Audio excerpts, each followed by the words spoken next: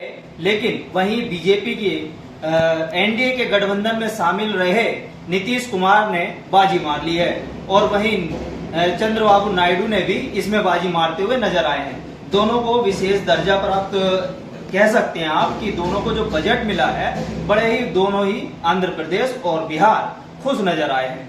लेकिन वहीं उत्तर प्रदेश के सपा मुखिया अब आरोप लगा रहे हैं कि सिर्फ सरकार बचाओ बजट है ये। तो हमारे साथ समाजवादी पार्टी के जो युवा नेता हैं मोहम्मद शहजाद जी, हम इनसे बात करेंगे कि आखिर जो आपके सपा मुखिया हैं अखिलेश यादव जी ऐसा आरोप क्यों लगा रहे हैं और क्या चाहते हैं, क्या वो बजट में ऐसा देखना चाहते थे जो उनके हिसाब से बजट में नहीं है। देखिए, मैं आपके माध्यम से सभी लोगों को बताना चाहता हूं कि समाजवादी पार्टी के राष्ट्रीय अध्यक्ष अखिलेश यादव जी ने कहा है कि जो बजट है वो नाउम्मीदी का बजट है, क्योंकि इस बजट के अंदर ना युवाओं की बात की गई है, ना महिलाओं की बात की गई है और ना ही किसी किसान की बात की गई है। तो आप कैसे कह सकते हैं कि ये देश का बजट है? ये जो बजट है सिर्फ सरकार बचाने का बजट है, क्योंकि इस सरकार के अंदर आप जानते हैं कि ये सरकार जो एनडीए सरकार है टीडीपी और जेडीयू उसके ऊपर टिकी हुई है। इसलिए इस बजट के अंदर आप देखिएगा कि टीडीपी और जेडीयू के लिए विशेष पैकेज की बात की गई है। अब उनको जब सरकार बचानी है तो उसमें उनको एक विशेष पैकेज दे दिया गया, लेकिन देश के लिए क्या दिया गया, देश के युवाओं को क्या दिया गया, देश की महिलाओं को क्या दिया गया और देश के जो कारोबारी हैं उनको क्या दिया गया।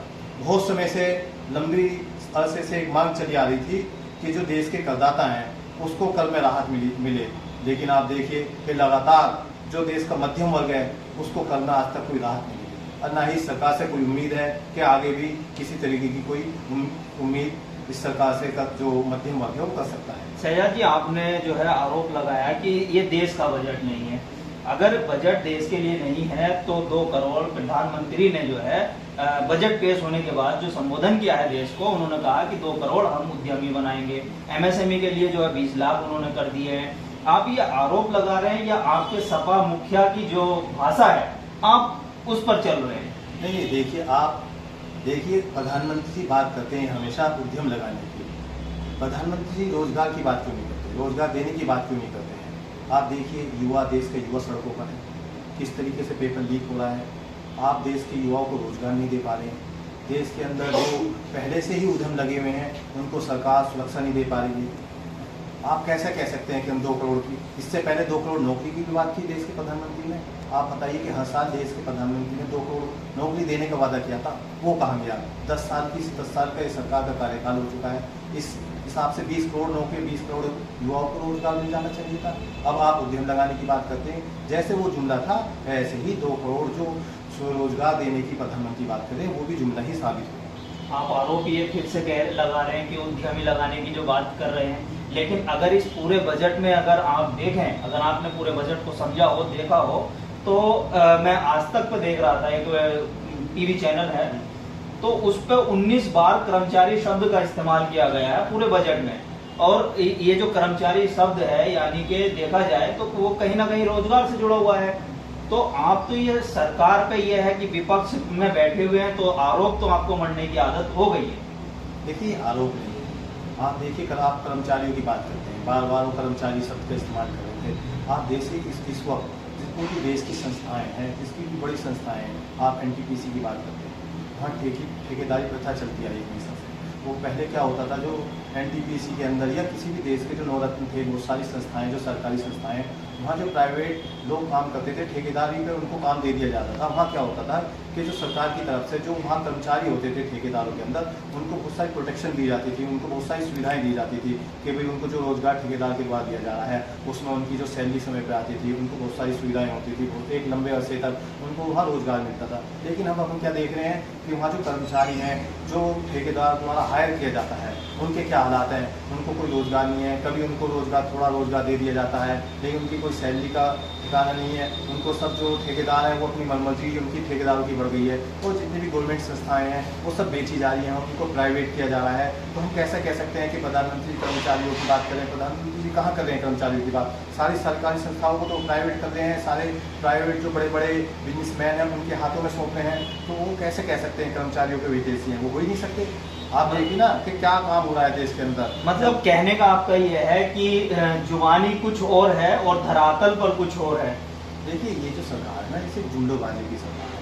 जितने भी आप देखिए कांग्रेस ने अपना जब ये 2024 के लोकसभा चुनाव हुए थे, अपने घोषणा पत्र में युवाओं को जो भत्ता था वो देने की बात की गई थी। उसी भत्ते को जो कांग्रेस का घोषणा पत्र था उससे उठाकर अपने उसमें लिया, आप बजट के अंदर लेकर आ रहे हैं। बताइए आपके पास कोई युवाओं को लेकर या इस देश को लेकर कोई भी योजना ही नहीं है। आप दूसरों की योजनाओं को चुराकर अपनी योजना बनाकर अपनी उसमें शाबाशी खुद से खुद अपनी पीठ थपथपा रहे हैं। तो आप कैसा कह सकते हैं कि देश के प्रधानमंत्री इस देश के लिए कुछ करना चाहते हैं? अच्छा, पूरे बजट में आपको क्या क्या फेलियर नजर आए और इस बजट में क्या ऐसी चीजें रही जो देश के हित के लिए है? देखिए देश के हित के लिए बजट में कुछ ऐसा कुछ खास भी नहीं है, कुछ है ही नहीं। आप फेलियर देखिए कि देश का जो ये बजट है इसके अंदर किसानों की कहाँ बात की गई? प्रधानमंत्री जी ने कहा था कि हम जो देश के किसान हैं उनकी आय दोगुनी करेंगे। आप देखिए कि क्या किसानों की आय दोगुनी हो गई? रोजगार देने की बात की गई थी, क्या युवाओं को रोजगार मिला? आप देखिए कि किस तरीके से अलग अलग शहरों के विकास की बात प्रधानमंत्री जी ने कहा था, ये सरकार ने कहा था। आप देखिए उन शहरों के अंदर जाइए, आज देखिए बिहार के अंदर आप जाते हैं, बरसात का मौसम आया, किस तरीके से पुल दिन पर दिन धराशायी होते चले गए। आप कहाँ से बात करते हैं कि जो देश का जो ये बजट है वो जो इस उम्मीद से आया गया है कि देश के लिए कुछ होगा इसके अंदर देश। मतलब कि आपका साफ साफ आरोप ये रहेगा कि जो सरकार बचाओ बजट ये पेश किया गया है, जो आपके सपा मुखिया अखिलेश यादव बोल रहे हैं, तो वही भाषा आपकी भी रहेगी। और ये जो बजट आया है ये देश के लिए नहीं है, देश के खिलाफ बजट बता रहे हैं। तो फिर ये बजट किसके लिए आया? देखिए बजट है, सरकार जो भाजपा की सरकार है, एनडीए की सरकार है, वो बजट अपने लिए लेकर आए हैं। आप देखिए इस बार एनडीए 240 पर सिमट गया है, तो उन्हें जो है समर्थन की जरूरत है अपनी सरकार को चलाने के लिए दूसरे दलों की। और दूसरे दल में जिसमें टीडीपी और जेडीयू मुख्य तौर पर है, तो ये बजट है अपने सहयोगियों के लिए बजट लेकर आई है ये सरकार, ना कि खुद के लिए एक देश के लिए बजट लेकर आई है सरकार। आप देखिए आप इस बजट के अंदर जो उत्तर प्रदेश जो है सबसे बड़ा सूबा है, प्रधानमंत्री जी को उत्तर प्रदेश से चुन के आते हैं हर बार। आप बताइए उत्तर प्रदेश में किसान का एक बहुत बड़ा वर्ग रहता है। आप हम बताएं कि प्रधानमंत्री जी ने या इस बजट के अंदर उस जो किसानों का जो बहुत बड़ा वर्ग है उनके लिए क्या दिया गया है? बहुत आपका बहुत बहुत शुक्रिया शहजाद जी कि आपने आज बजट पर हमारे साथ चर्चा की। और हम अपने दर्शकों से भी बताना चाहते हैं कि आज देश का जो बजट आया है, हालांकि उसमें जो विपक्ष है उसने बार बार यही आरोप लगाया है कि सरकार बचाओ बजट ये आया है। अब इसमें मुद्दे आपको ढूंढने हैं, आपके लिए क्या है और क्या नहीं है, और क्या चीज आप चाहते थे, देश के लोग क्या चाहते थे। उत्तर प्रदेश के जो सपा मुखिया हैं अखिलेश यादव, उन्होंने भी ये कहा कि सरकार बचाओ बजट रहा है और देश के उत्तर प्रदेश ने प्रधानमंत्री दिया, लेकिन उत्तर प्रदेश को कुछ नहीं मिला।